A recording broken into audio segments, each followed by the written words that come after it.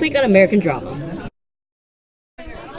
And here we have it, gentlemen. A constitution that will run the United States of America into the greatest country ever. Do you, as representatives for the states, promise to be true to this constitution, in good times and in bad times, in sickness and in health? Will you love and honor the Constitution all the days of your life? I object.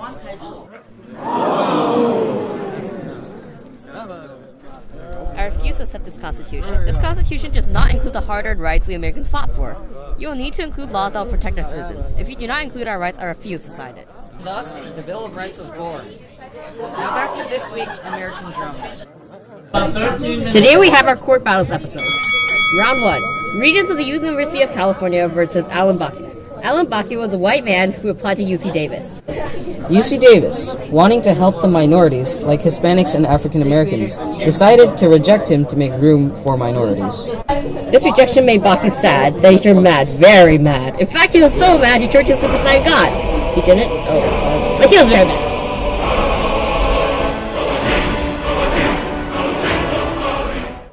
This case was brought to the Supreme Court, and according to the rulings, 5 judges voted for Bakke, while 4 justices voted for the UC.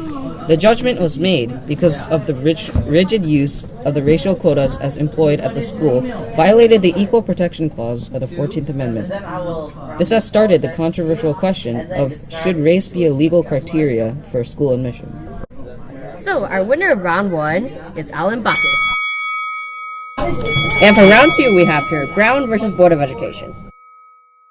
Kansas, Delaware, the District of Columbia, South Carolina, and Virginia all had cases that were about black children who were denied admission to public schools attended by white children under laws or requiring or permitting segregation according to the races.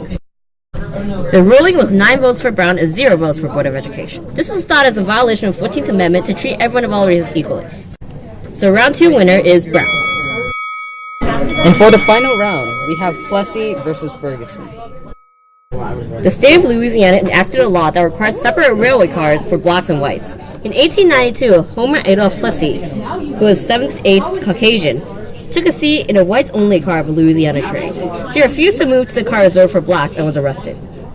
The ruling was 7 votes for Ferguson and 1 vote against him. 1 justice did not participate. But why? Is it making an all-black car racist? One might ask.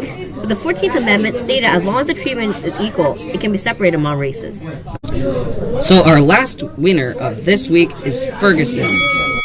Next week, happening on American Drama.